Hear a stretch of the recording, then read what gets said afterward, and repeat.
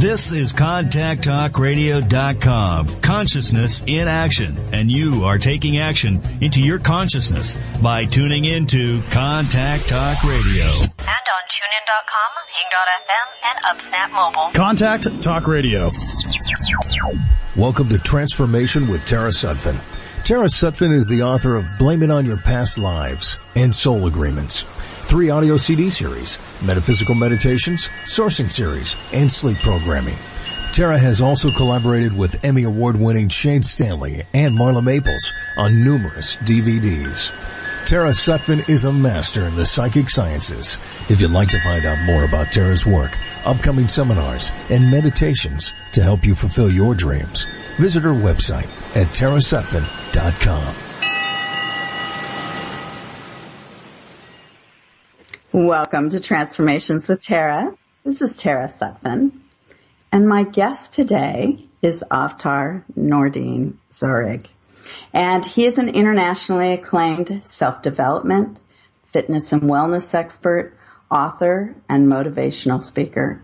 He is internationally known for his unique holistic teaching methods, which allow his clients to live fuller and happier lives.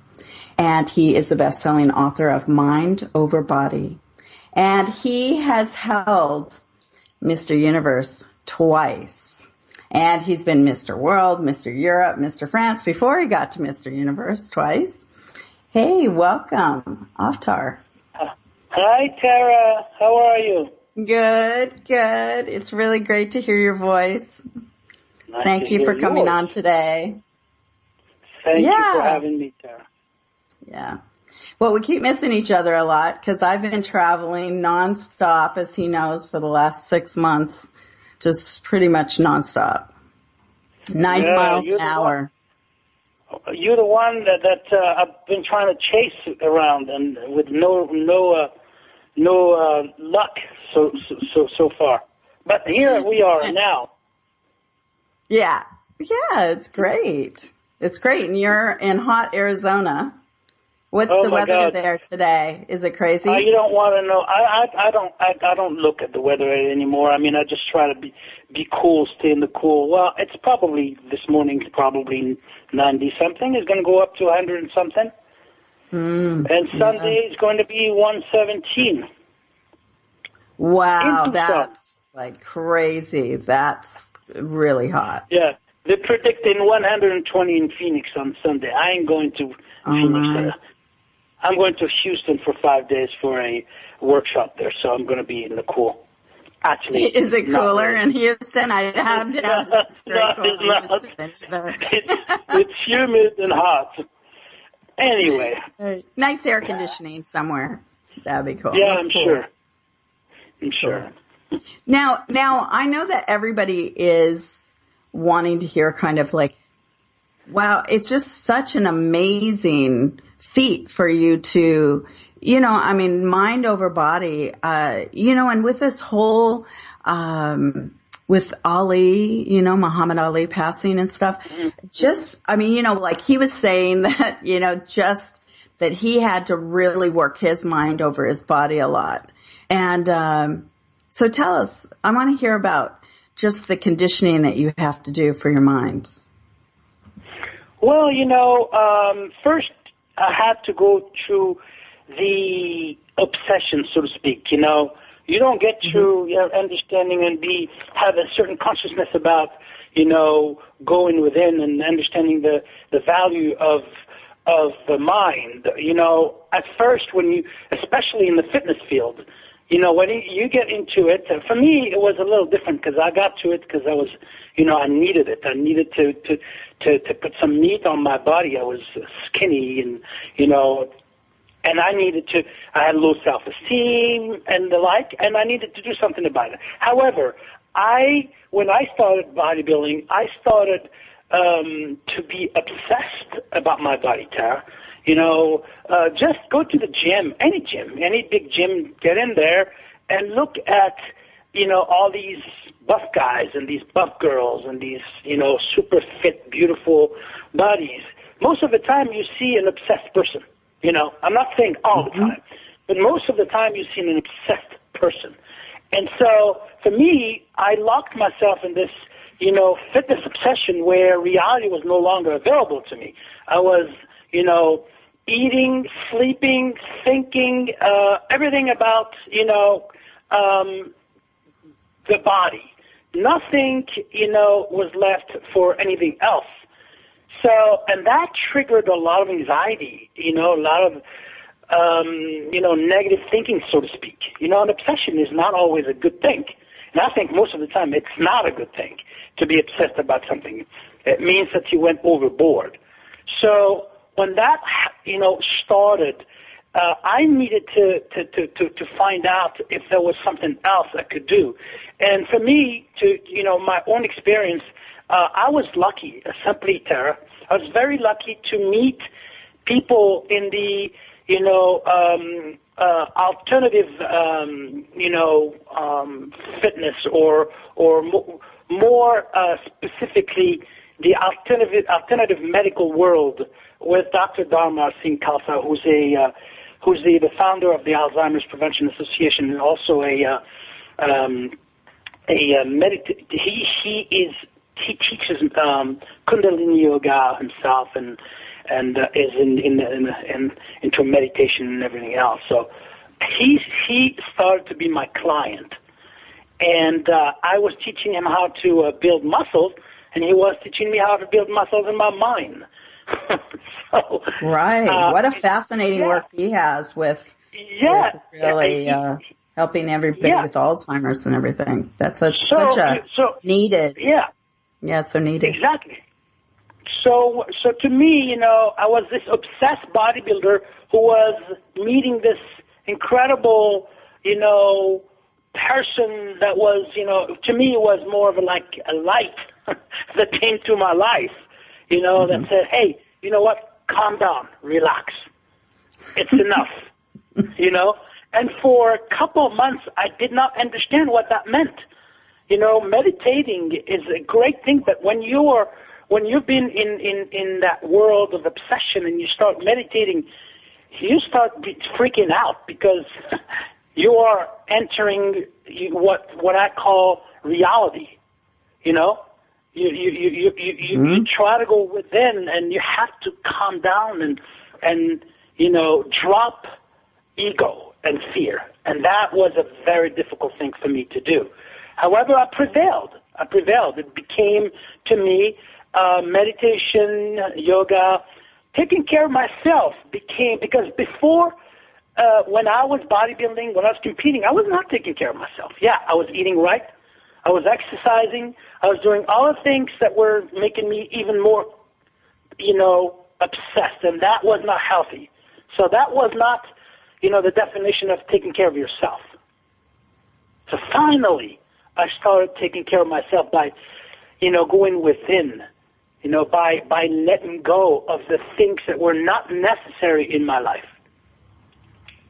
Well, it sounds like you were getting ready to be really super well-rounded, because you believe that the mind and the heart have to come together, and your spiritual journey, and I mean, you are a very well-rounded person, I feel.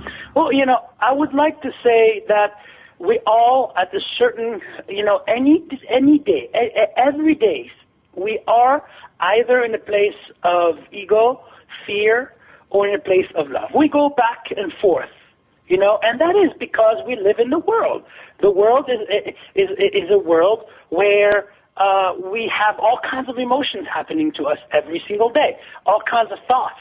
And if we're not aware of those, we start living in a fake world, so to speak, in a artificial world where you are reactive, based on fear, not being proactive, So well-rounded. I'd like to call myself, balanced, but I'm not ever, always balanced. I have children, I have a life. I have clients, demanding clients. I travel a lot. So, sometimes I'm in the airport and I can lose it for 10 minutes, and that's okay. Yeah. Yeah, it's okay.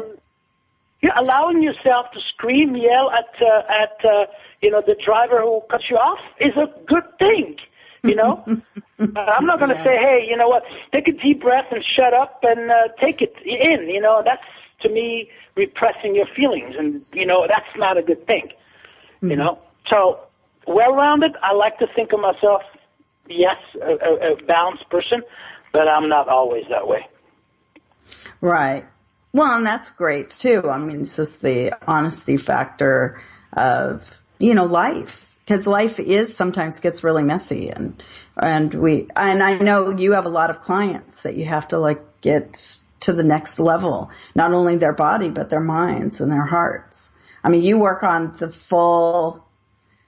everybody's full persona. You've taken it on more than other people. You develop people as far as that their mind and their heart must come along with their body, correct? Yeah. Yeah, we call this, you know, behavioral engagement where, you know, let's say the traditional world of coaching where you're working with a client and you're listening to the client. That's what you need to do until you find the answer from the client, you know. But sometimes, you know, and I think that not everyone, but what I've experienced, what I've seen, and what I've done myself in the past is that what we do, we try to prescribe things. We try to say, okay, so I understand, you know, where you are now, and we know where you want to go. So this is what you need to do. You need to exercise this way. You need to do this that way. You need to eat this and that. But telling people what to do is, you know, the brain, the human brain is not designed to understand the word effort, you know, and it's not good at taking orders. You know, it's not good at listening to someone else telling you what to do.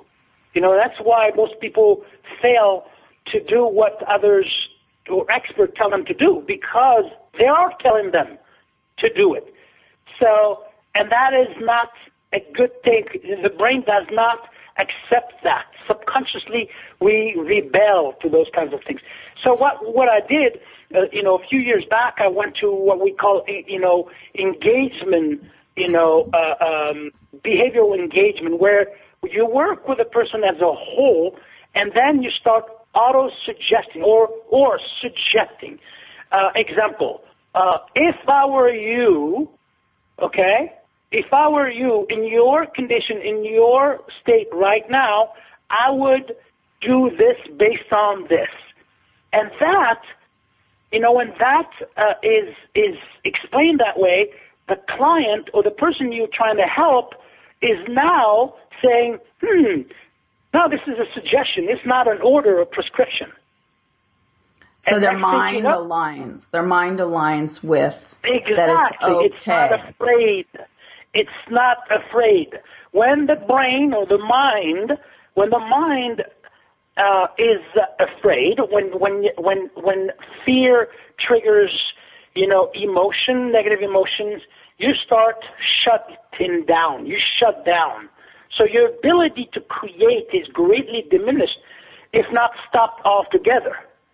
You understand that? Mm-hmm. Your ability to create is no longer there. So, and that's what fear does.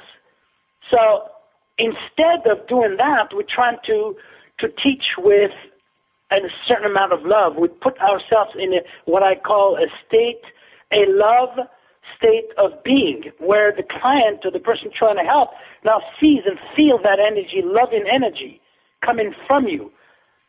So that person goes from a reactive mode to a proactivity, which is based on love. Yeah, I was thinking, you know, yeah, I would think that the people don't know or aren't they're not knowing what they want. You know how a lot of people just don't know what they want. But with getting in shape or getting your mind kind of clear and getting into a focus, when you really want your whole being to be at a better level, I think that it's an invisibility factor that people want to hide from themselves or from the judgment of others. And so that's a fear, of course, but the whole invisibility, like if you make it okay that you're going to be seen in the world, then you start to step into what that may look like. Like you and I are, we advertise ourselves. So it's a little different than somebody who's, at home and who has been binge eating or they're being cowed by, people around them or guilt or some kind of shame. Yeah. All of that is what I call, it's fear-based. It is a fear state of mind. When you, at that point, you're no longer connected to what really matters. You're not connected to spirit. You're not connected to love.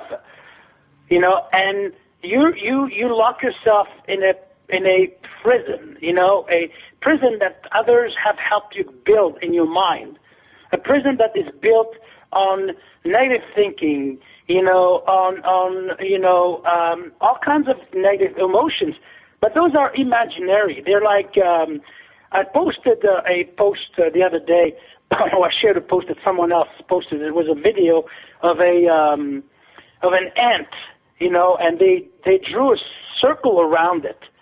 And all of a sudden, the ant was not able to come out of that circle because the ant saw that, that circle drawn around it, but it's just a drawing, So, I saw that video. That was incredible. That was really incredible. I don't know if I reacted to it. So that's what happened. So that's what happened in most people's mind. People draw that line around their belief, and then they can't come out of it. You know what I mean? It's like the fly that is cannot escape, is stuck around the corner of the window, but the window is open, but the fly is not coming out. It's staying in the corner. That's what people do.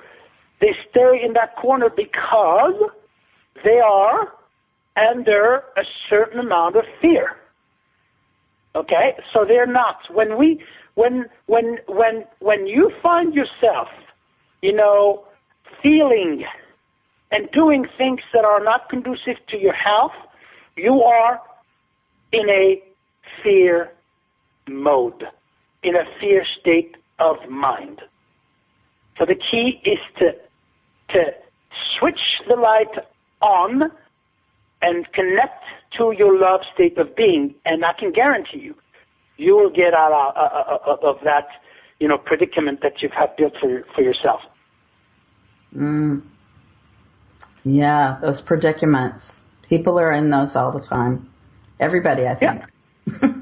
Yeah. Love, most body image. Work, career, money, image. Yeah, I've seen it, and I've seen it. As you know, I was asked in 1999 to create and develop, create and lead a wellness and fitness program at Nirval in Tucson, Arizona, which is well known. I think number one. Very well known. In the world. It's number one, isn't it? Yeah. I mean, we work with. We work with. I work personally with a lot of incredible people. Some of them are Oprah Winfrey, Barbara Streisand, Janet Jackson, and all these people. And I'll tell you, some of the high-profile people, executives that were coming there, it was a lot of fear-based, success, so to speak. They built the whole entire success in life on this big fear, and then all of a sudden they couldn't take it anymore. It was too much for them because it was all fear-based. So we had to, as practitioners and as yoga teachers and trainers and the like, we had to be able to work with these people and understand where they're coming from. Put ourselves into, to that level of consciousness, and work with them. So to repeat what I said earlier, people lock themselves, in a comfort zone where reality is no longer available to them. where reality is no longer available to them. The key is to get out of it. Yeah. So how we lock ourselves in, even in the success box, we're locking ourselves in. Yeah, because, you know, a lot of times people think that, if you're super successful, you've made it. You made it out of the reality zone. Success sometimes, and a lot of time I've seen, lead to non-successful life. You know, it leads to unhealthy life. Because all of a sudden you see, you put yourself out of that and you look in front of you what you've built and you say, oh my God, I built all that, but now I'm still freaking out. I'm still anxious. I'm depressed. You know, why? Why am I depressed? And then of course the medical world is going to explain to you the way they think why you're depressed, you know, and in the, you know, chemical imbalance and everything else. It has some truth to it, but most of the time you're depressed because you have suppressed yourself, you have disconnected yourself from what really matters, which is your soul. That is why you're depressed. You know, it's so interesting though that you got to the level, I mean, you know, the highest level of where your body could go. And it says a lot about you. You decided instead of being in that box, you grew. You know, you decided, you gotta open the mind. I better open the heart. I better, you know, work on my spiritual life. I mean, you know, you're a person who continues to grow, and maybe that's the key. And the key to that, you know, I always tell people, and I think, you know, most of my clients that I work with, of course, people hire me, you know, first for the fitness aspect, you know, of their life, and then they realize that, you know, the true fitness of life is everything. You know, we have to be fit in body. You have to be fit in mind. And you have to be fit in spirit. You do not have to be perfect in all three of them, you know, but you have to try to balance all three expressions of life. You know, mind, body, and spirit. So for me, my experience was that when I got to a certain level, I started feeling anxiety. So the anxiety was a warning, you know, from soul that was telling me, hey, you know what? You came to the top. Now you are overdoing it. Okay, perhaps there's something else you need to do. So I think it's when you start feeling that way, okay, when I tell people because people come to me and then when we start assessing the body and everything else, we start assessing the mind and the emotions, and we start seeing things, you know, they start sharing with you, you know, and, you know, when they tell me they're, you know, they can't sleep, they're constantly, you know, anxious, I will always tell them, you know, is there something that you need to identify in your life, you know, that you need to take care of? And this is why you're not doing what you're supposed to do, okay? You're doing everything else but that. So how about trying to identify the things that you're passionate about, okay? The things that you love to do or the things that you love being, you know? So once you know those, you also try to identify the things that are, you know, making you fearful. You know, the things that, for example, that you hate to do, okay? And try to do, you know, none of those things. You know, there's a colleague of mine, John Asraf, who likes to say, you know, do more of what you love, less of what you tolerate, and none of what you hate. And this is exactly what I've been doing with my clients, to try to identify, have them assess all that. Once they identify what they love to do and do more of that, once they, you know, they identify the things that they tolerate and do less of those, and once they identify, you know, the things that they hate doing and do none of those, their life all of a sudden starts flowing in the right direction. Even if these people have financially succeeded, it does not mean that they are balanced mind, body, and spirit. Hence, most of the time, they're not. Yeah. You see what I'm trying to say? Yeah. And I think that it comes down to taking care of those you love and down to the flowers and the birds. If I feel that if I do simple things, cooking, feeding the birds, brushing the dogs, brushing the horses, that sort of thing, I come back into balance of that I'm doing for someone else and it's not just me. There's a gracefulness. Yeah. Yeah, you're leaving that comfort zone where reality is no longer available to you. You start to flow in the right direction. Taking care of yourself is one of the first shifts that I help my clients with. I teach them that I have a concept that's called the 5 simple shifts that people need to make, and I see people that are, I've worked with billionaire, Tara. I worked with the most incredible people. But those 5 shifts they didn't have. So what I try to explain to them is that the first one, they need to be taking care of yourself. The first shift is taking care of yourself, okay? And that is to try to do the things that are conducive to your health. To me, drinking 4 glasses of wine at night is not conducive to your health. Drinking 1 glass of wine, or 2 max, is okay. To me, sleeping 4 hours a night is not conducive to your health. 7 hours is conducive to your health. To me, living in a negative world of thinking, having that negative pattern of thinking is not conducive to your health. To me, switching on the light is conducive to your health. So these are the things that you need to be taking care of. So taking care of yourself is the first shift. And that's what we learn when we start working together. Yeah, which is great, because I know just with the food and, the nutrition and what you're putting into your body as far as, and the drinking is a lot of times, that's very important just to start becoming whole again. Absolutely. Food, exercising, thinking, because thinking is important, there's one thing that I'm sure you saw the post on Facebook not long ago where I said, if the roommate in my mind, my head, was my Facebook friend, I would not only unfriend it, but block it for the rest of my life, right? Block it, never talk to that roommate. But guess what? We have that roommate 7 days, 24 hours in our head. Yeah. All the time. Yeah. And that is the one we need to become friends with. Exactly. The critical one that says, the one that says, hey, you know what?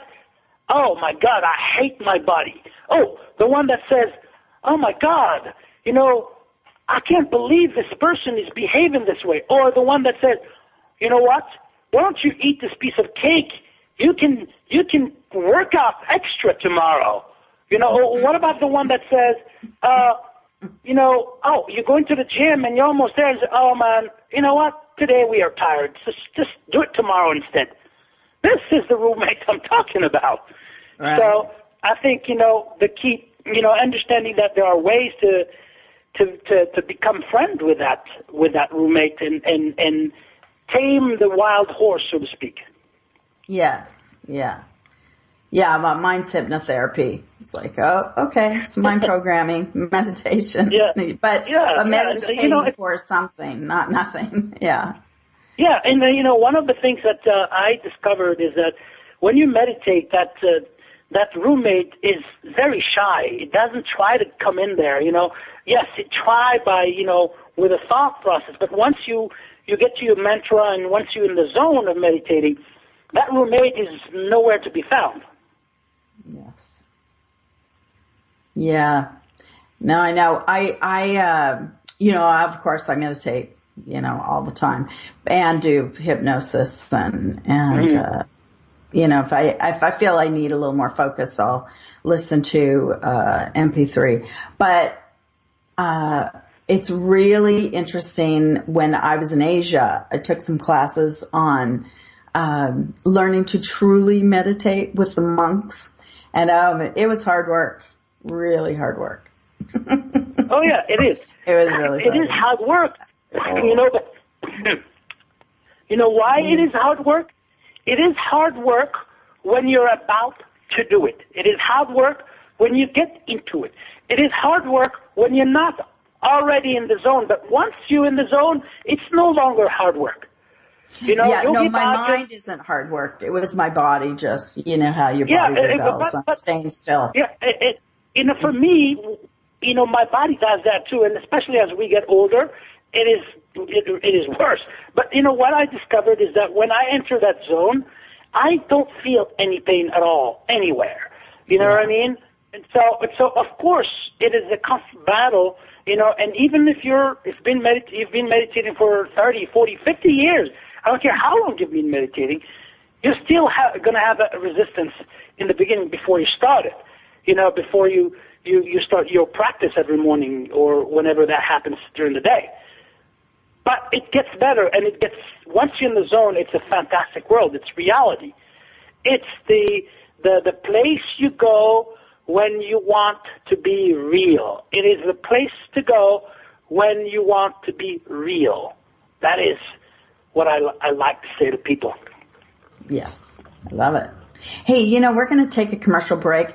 I want you all to be able to find Avtar, and it's avtarwellness.com. And Avtar is AVTAR wellness.com. And we will be right back. You're listening to Transformations with Tara. Welcome to Transformation with Tara Sutphen. If you'd like to find out more about Tara's work, upcoming seminars, and meditations, visit her website at tarasutphen.com.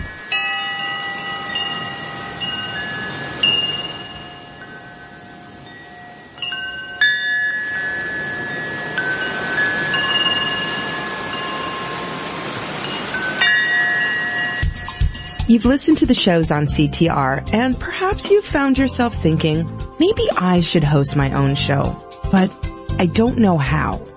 It's easier than you think.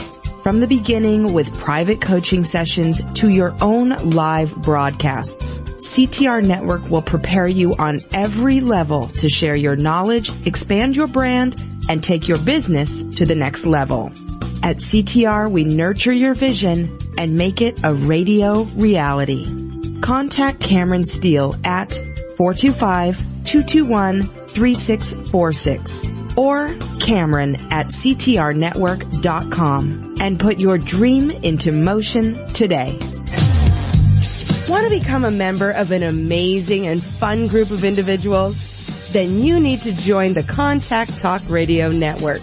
When you join Contact Talk Radio, you join our social network where you can chat with the show hosts and other members, post pictures, even videos. When you join Contact Talk Radio, you receive exclusive information about our shows, events, and all the latest happenings. When you join Contact Talk Radio, you become a member of our team, blazing a trail to greater understanding of the world we live in. Signing up takes less than a minute and boom, you're in.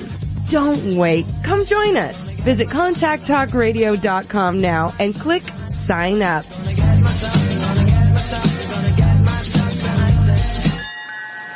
Welcome to Transformation with Tara Sutphen.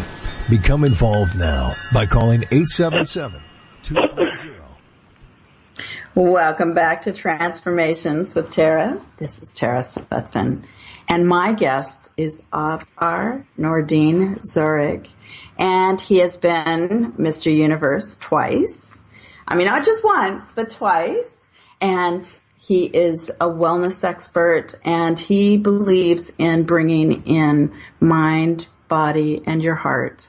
Welcome back, Avtar. Thank you for having me, Tara. No, that's great.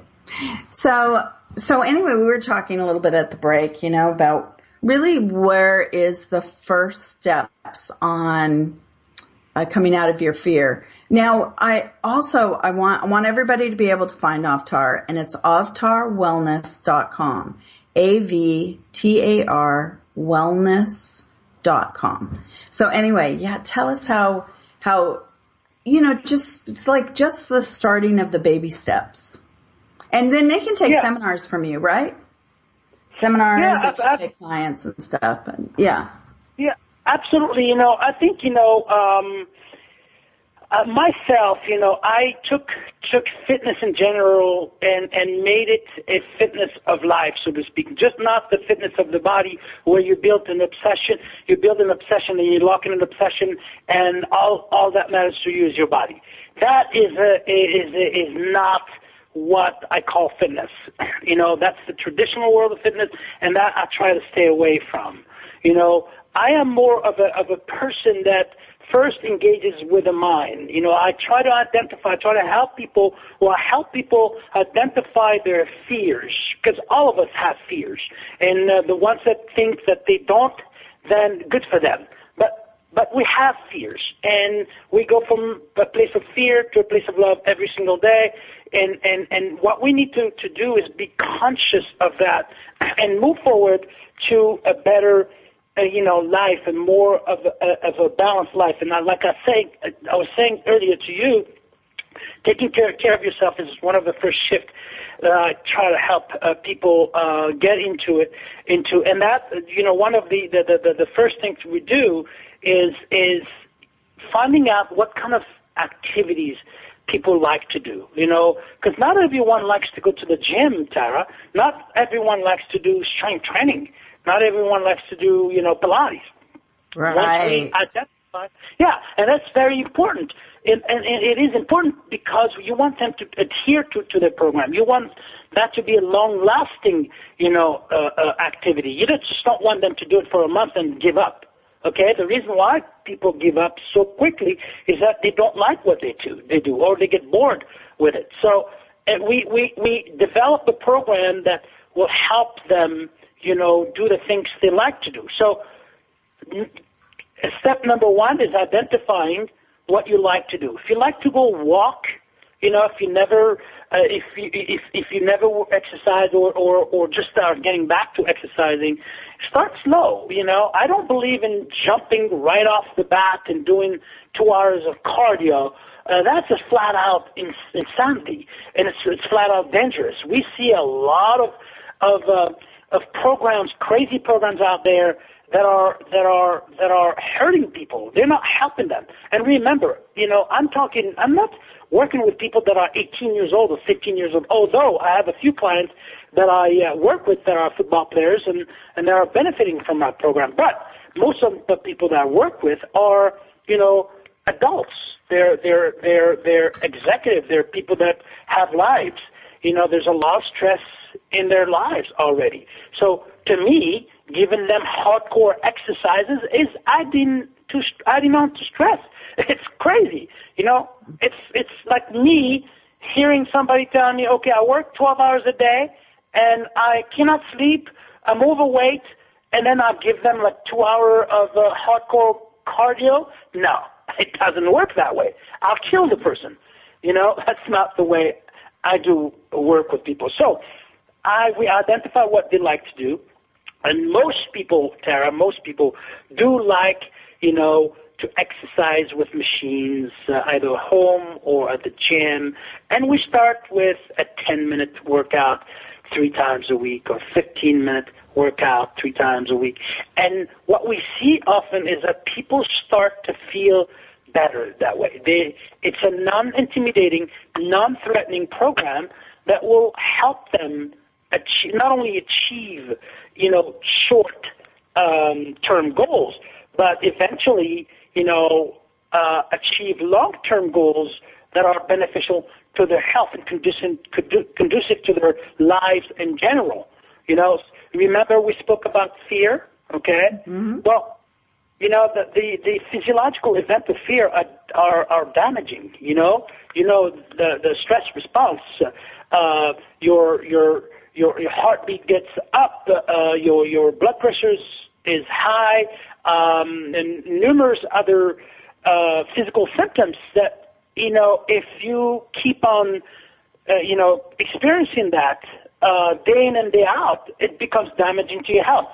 You know, there was, I think Dr. Wolf put a post on Facebook. I don't know if you saw it, but on that, it was, I think, in video, and you see a PowerPoint presentation where a psychologist is speaking to a class and is asking, she pours a little water or actually 3/4 of the water on a glass, and say, what do you think this glass weighs with the water?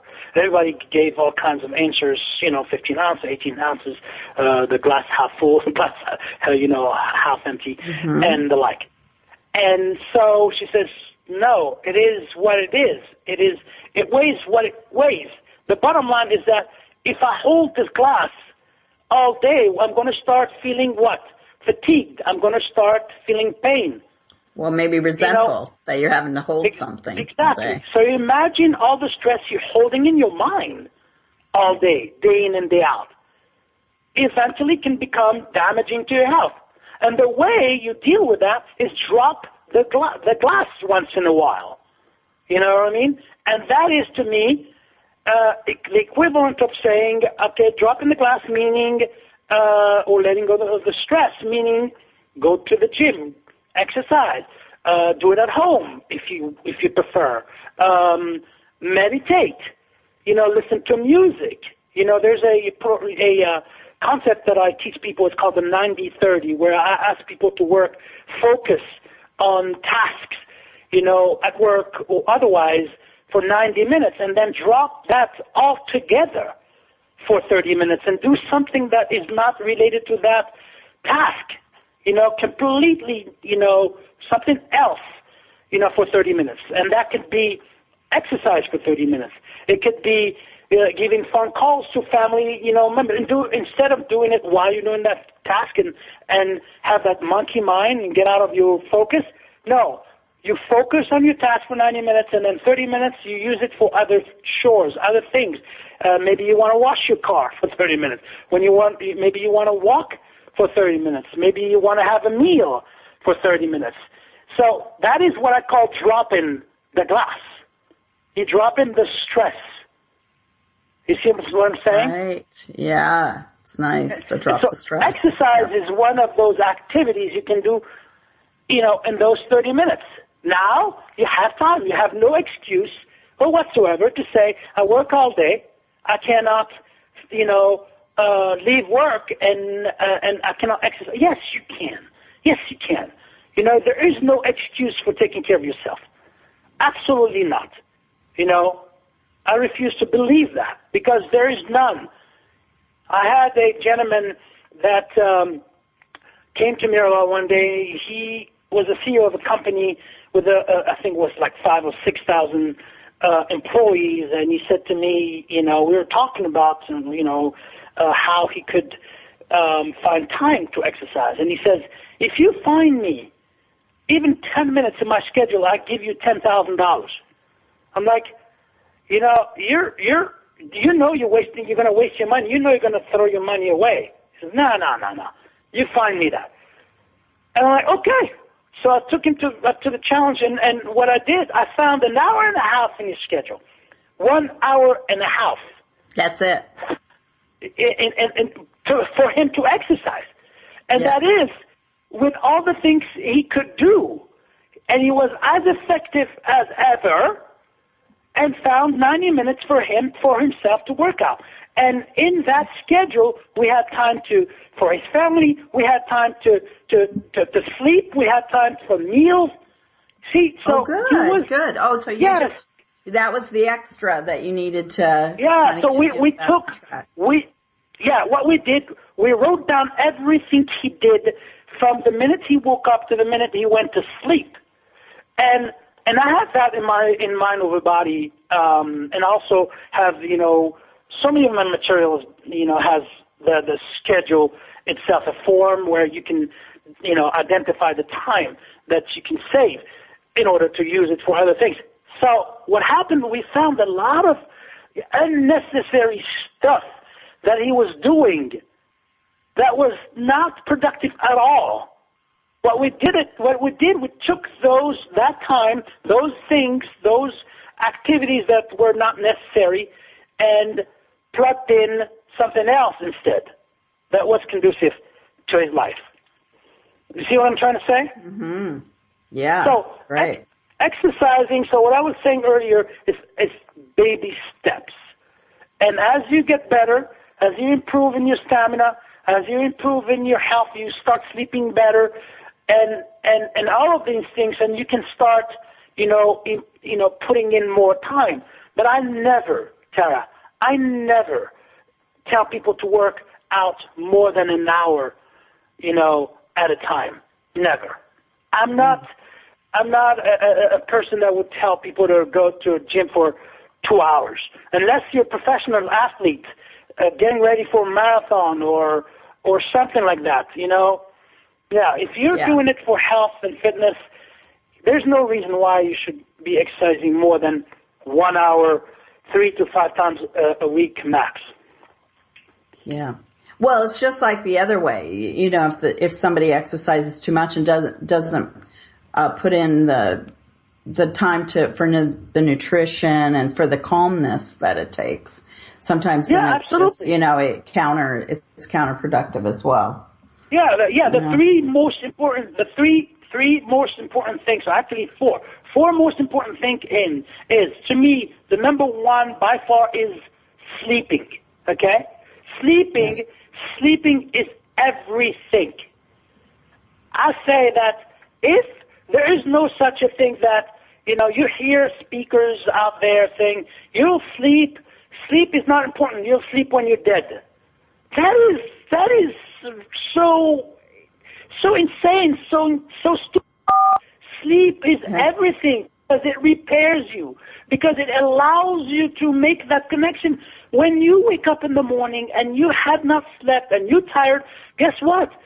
Most likely you're not going to get, in a good mood. No, most likely you're not going to be able to meditate, connect to what really matters, because you're too tired. You cannot even think anymore. So get you sleep at least 7 hours minimum, okay? That is the number one most important factor for living a life in balance. Number two is meditation or relaxation or prayer, whatever connects you to what really matters, puts you in that place, in that zone where reality now is available to you, okay? Whether it's 5 minutes, 10, 15 minutes, 30 minutes, you can start baby step, 3 minutes in the morning, and then, 5 minutes, and then 10 minutes. But meditation, relaxation is important, okay? That's the number two. Number three, the most important thing is nutrition. Nutrition is 65% of, the success in life. And I'm saying in life. If you are working hard on a project and you don't have the right nutrients in your brain and your body, most likely you're not going to be focused and be able to work at optimum level, right? Well, it's like no gas for the car, right? Exactly. No gas for the car is going to stop sooner or later, okay? Yeah. It's going to stop sooner or later. The body is the same way. You don't fuel it with the right fuel, it will stop. And guess what? The body is a little smarter than the car, of course, because it warns you. Okay? Mm-hmm. So what we do when we feel those warnings, people stop themselves, and then when they start being hungry, they drink coffee or they take a stimulant so they don't feel hungry anymore. And that's crazy. You're starving yourself. You're making it worse for yourself. Mm-hmm. So eating a well-balanced nutrition with all the nutrients that you need for your brain and body is super important. So that's the third thing. Number four, move. I don't care what you do. Move. Don't come to me and tell me, what do you think about, CrossFit or PX90? I do not care. As long as you treat your body like you want it to be treated, okay? Mm-hmm. Respect, honor it, accept it. You do not want to slap it all the time. You do not want to treat it like a machine. Honor and respect your body. Just move. Move. Okay? Burn those calories. Move your body. Whether it's strength training, Pilates, or yoga, just move. Yes. So exercise is number 4. So if you have all these 4, day in and day out, your life will start flowing in the right direction. And it takes time, okay? Some of these things are immediate, but the rest, some of them are not, so it takes, what they say, 30 days for a habit to kick in, okay? But it also takes 6 months to break it also. So you need to start doing that and make it automatic and make it become a part of you. Hypnosis, I usually tell my clients 60 to 90 days, especially if they're sick. Exactly. I do these, I do a lot of private work, and so they have their own personal MP3 that's just for them, and it's 60 to 90 days, and I don't want to, hear that you're missing a day. I mean, listen to it as you go to sleep. And they do it, and then they feel great. And I mean, I've really had a lot of success where they're, have terminal diseases and they come out of it. I'm one of their therapies to come out. Because I don't allow them just to be the mind. They have to be proactive in all ways. Yeah, they have to be proactive, Like I said earlier, there are 2 types of practitioners or coaches or whatever you like to call them. I try to stay away from calling myself a coach, but it is what it is. So there are two types. One that is intimidating, that create a sort of reaction in clients. So they are fear-based. So, and it looks like this. Well, you have 50 pounds to lose. You need to lose that 50 pounds right now, otherwise you're going to die. That is a fear-based teaching, fear-based coaching, flat out dangerous. Why? Because the person puts themselves in a fear mode, and they are constantly asking themselves, what if, what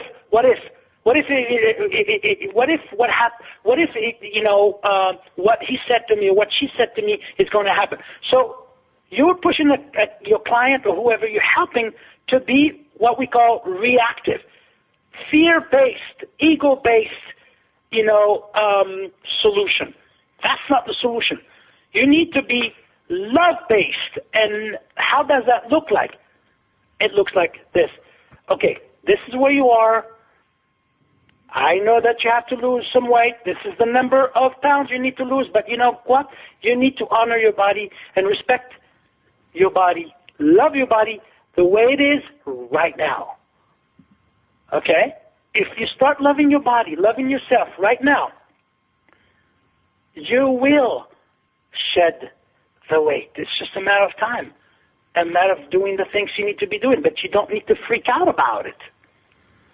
That is proactivity, and it stems from a place of love. But in reality, what you see around in the traditional fitness, trainers, coaches, all ego-based, all obsession-based, all fear-based. And really... Yeah, it's getting into kind of the zone of trusting your life and being graceful. Yes. Yeah, and even when people do lose the weight using those methods, they never keep it long-lasting. Why? Because it was fear-based in the first place. Yeah. Okay? Right. We are not meant to be fearful, in a place of fear all the time. But society is, look, you watch the news, what do you hear? Fear-based stuff. Look at the commercial, we see and hear. Fear-based stuff. Well, I think that's the fear selling. They're selling fear. Yeah, but it's the same thing. So that I'm sorry, but when you go to see a trainer, you start with a trainer, what do you hear? Fear-based stuff. Right. Because they're under fear themselves. Fear of not getting your business. Fear of not keeping you paying them. Yes. All of my clients, when I hire them, I tell them, I do not want to see your face anymore in 6 months from now. You know what I mean? Because you're going to be your own... But you have a lot of people in the world to try to get into whole balance. I mean, exactly. You're a whole balance practitioner. Yeah, again, it's about how to put yourself in that, zone, a love state of being as much as you can, putting yourself that love state of being as much as you can. And I know everyone can. And now, we're on our countdown. So I want everybody to be able to find Avtar. He does sessions and seminars and probably retreats, right? And you can catch him at avtarwellness.com, AVTAR wellness.com. And his book, Mind Over Body, I'm sure you can get on Amazon. You can order it on, but also I have a website called ArizonaWellnessRetreats.com. ArizonaWellnessRetreats.com, where I see people from all around the world come in and I work with them on a private basis, 1 or 2 people at a time. And then it's a 2 to 3 days a retreat. ArizonaWellnessRetreats.com. Great. Well, thank you so much for being on the show, Avtar. Thank you, Tara, for having me. Always. Yeah. So, avtarwellness.com, and happy Father's Day. And thank you. And it's on solstice, a couple of days from now too. I'll be writing an article on summer solstice. So nice. Well, yeah. I'm going to make sure to get it. Thank you for sharing your time with Tara Sutphen. Find out more about Tara's work, upcoming seminars, and meditations to help you fulfill your dreams by visiting her website at tarasutphen.com.